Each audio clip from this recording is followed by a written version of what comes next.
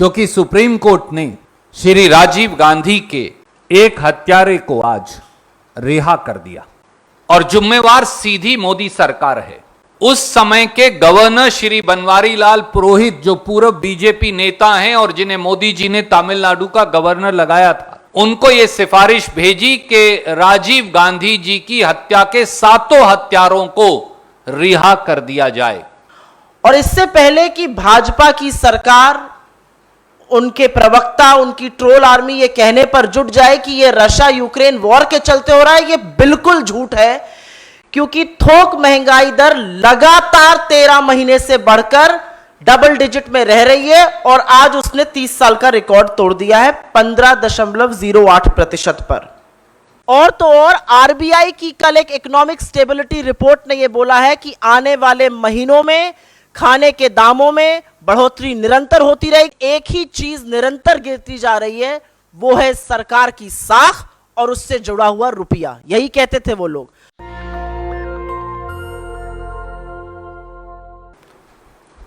आज 3 महत्वपूर्ण विषयों पर हम सब आपके बीच में हाजिर हैं। मेरे सहयोगी तमिलनाडु और पुडुचेरी के प्रभारी दिनेश गुंडूराव जी, भारतीय राष्ट्रीय कांग्रेस की प्रवक्ता सुप्रिया श्रीनेत जी और हम सब। पिछले 2 दिन से कांग्रेस पार्टी के महासचिवगण और प्रभारीगण कांग्रेस पार्टी के संगठन महासचिव के नेतृत्व में चिंतन शिविर में दिए गए मार्गदर्शन और नीतिगत निर्णयों पर मंथन कर रहे हैं। और चिंतन शिविर से जो हर विषय पर बिंदु निकले हैं, उनकी एक सूची हमने बनाई है ताकि उनका जमीनी स्तर पर क्रियान्वयन हो सके।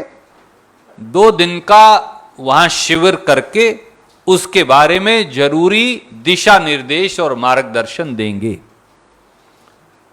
उसके फॉलो अप में 11 जून को जिला कांग्रेस कमेटी इसी प्रकार का 1 दिवसीय शिविर लगाएंगी और जो जो निर्णय उदयपुर ऐलान के अंदर शामिल हैं उसे जिला स्तर और मंडल स्तर तक, ब्लॉक स्तर तक लागू करने बारे वहां स्पष्ट दिशा निर्देश, समय सीमा और मार्गदर्शन दिया जाएगा। 9 अगस्त से 15 अगस्त के बीच में हर जिला इकाई एक 3 दिवसीय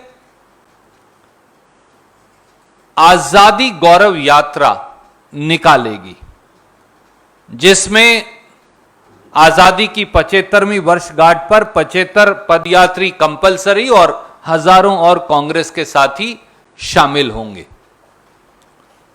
चौथा निर्णय यह है कि युवा कांग्रेस एनएसयूआई मिलकर बहुत जल्द एक रोजगार 2 यात्रा का प्रदेश व्यापी प्लान बनाएंगे और उसके बारे में उनसे मंथन होकर, चर्चा होकर उसकी व्यापक रूपरेखा मैं आपको बताऊंगा।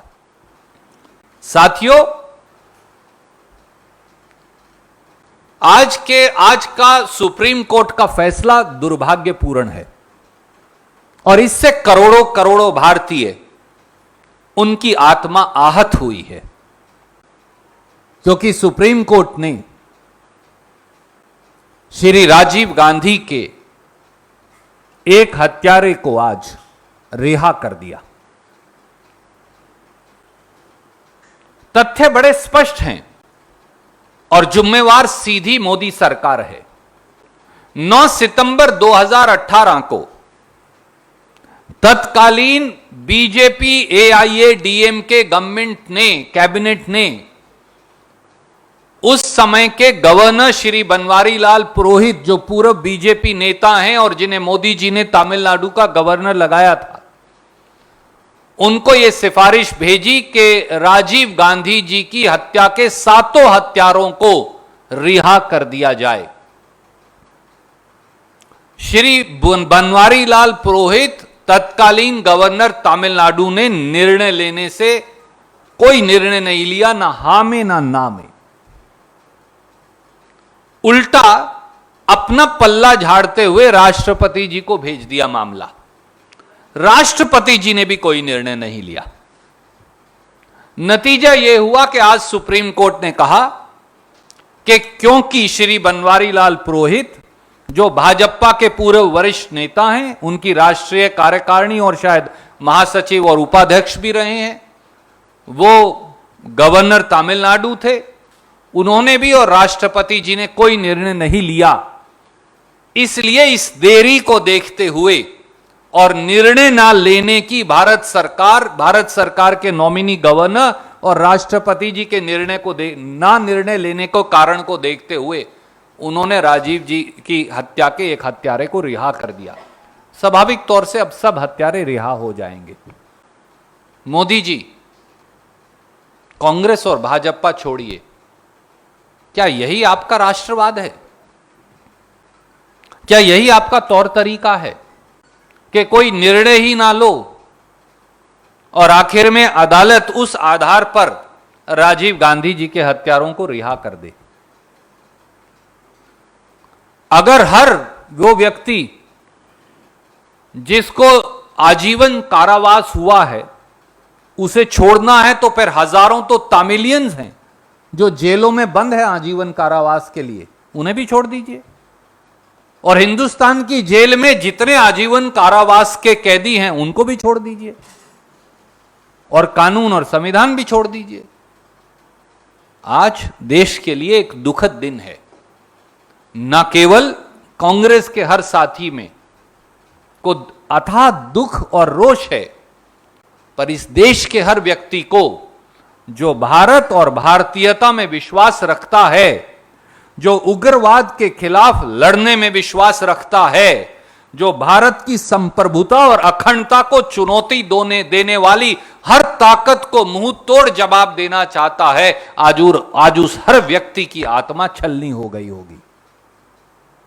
क्योंकि ये कांग्रेस के नेता का सवाल नहीं, इस देश के प्रधानमंत्री थे श्री राजीव गांधी, जिन्होंने इस देश के लिए कुर्बानी दी थी। राजीव जी ने कांग्रेस नहीं, देश के लिए कुर्बानी दी थी। और अगर उनके हत्यारों को आज की सरकार अपनी छोटी और सस्ती राजनीति के लिए रिहा करवाने में को अदालत को हालात पैदा कर देगी, तो यह अपने आप में अति दुर्भाग्यपूर्ण है, निंदनीय है, और हम इसकी कड़े से कड़े शब्दों में निंदा करते हैं।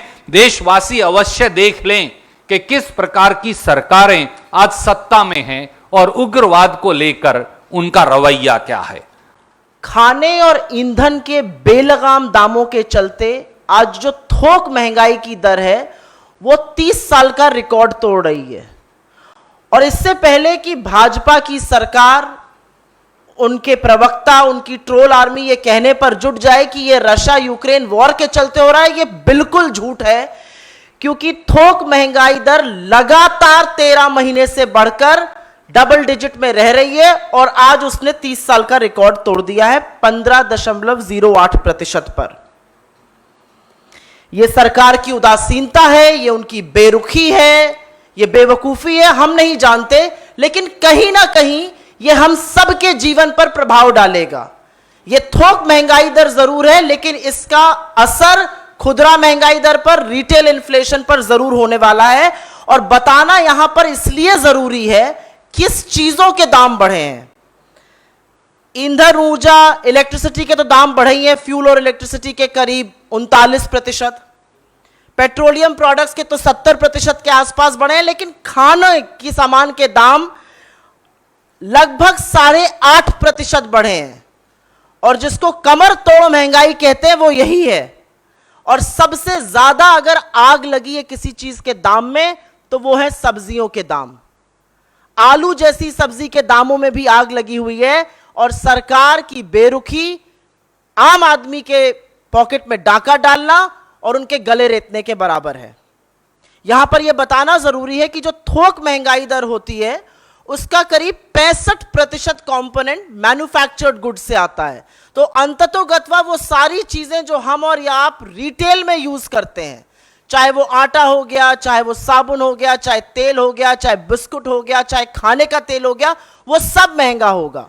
और यहां पर यह बताना जरूरी है कि कई बार चर्चा जो है वो पेट्रोल, डीजल और रसोई गैस पर आकर थम जाती है, लेकिन खाने के तेल में ऐसी आग लगी है कि 29 महीने से लगातार बढ़कर 15% उसने भी महंगाई का दर पार कर लिया है।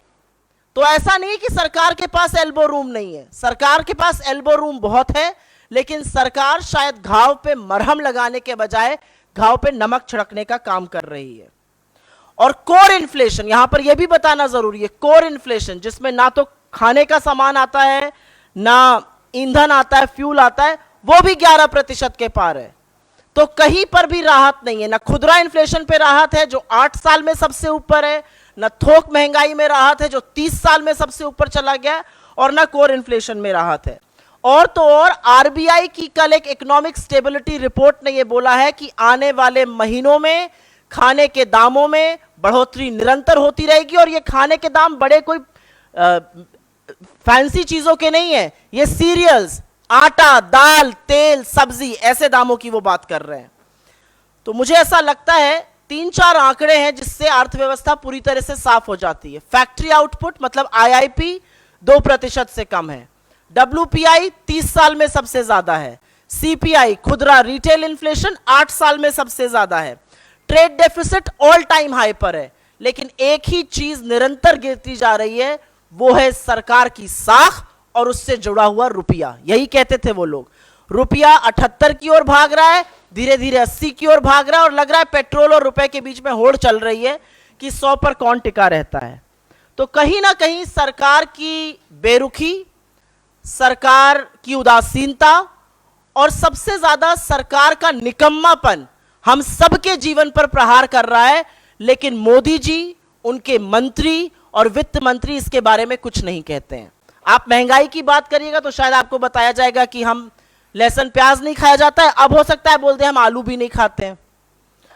तो दिक्कत की बात यह है, हर इशू डिस्ट्रैक्शन के लिए रहेगा, हर इशू ध्यान भटकाने के लिए रहेगा, लेकिन जो सबसे जरूरी इशू है महंगाई और बेरोजगारी, उस पर इस सरकार के कान पर जू नहीं रेंगती है, इनकी तरफ से सुई पटक सन्नाटा रहता है। आप महंगाई की बात करिएगा, ये कहीं और की बात आपको ले जाएंगे। तो हमारा इस मंच से ये मानना है कि आम लोगों का जीवन जीना दूभर होता जा रहा है, और इस सरकार को बिना वक्त जाया किए लोगों की जेब में पैसा डाल के कंजम्पशन बढ़ाना चाहिए, और महंगाई को रोकने के लिए एक्साइज ड्यूटी कट करना चाहिए, जिसका अच्छा इफेक्ट खुदरा महंगाई पर भी होगा और थोक महंगाई पर भी होगा। अगर ऐसा नहीं हुआ तो जो 8 साल में रिटेल इन्फ्लेशन है वो इस महीने फिर बढ़ेगा, और ये सरकार हाथ पे हाथ धरे बैठी रहेगी, और हम और आप अपनी कमर तोड़वाते रहेंगे। नेशनल दस्तक की आपसे गुजारिश है कि अगर इसको बचाना चाहते हैं तो नेशनल दस्तक को सब्सक्राइब करने के लिए रेड कलर के सब्सक्राइब बटन को दबाएं, फिर बेल आइकन की घंटी दबाएं। नेशनल दस्तक को बचाने के लिए बहुत जरूरी है कि हर खबर को शेयर करें, लाइक करें, कमेंट जरूर करें।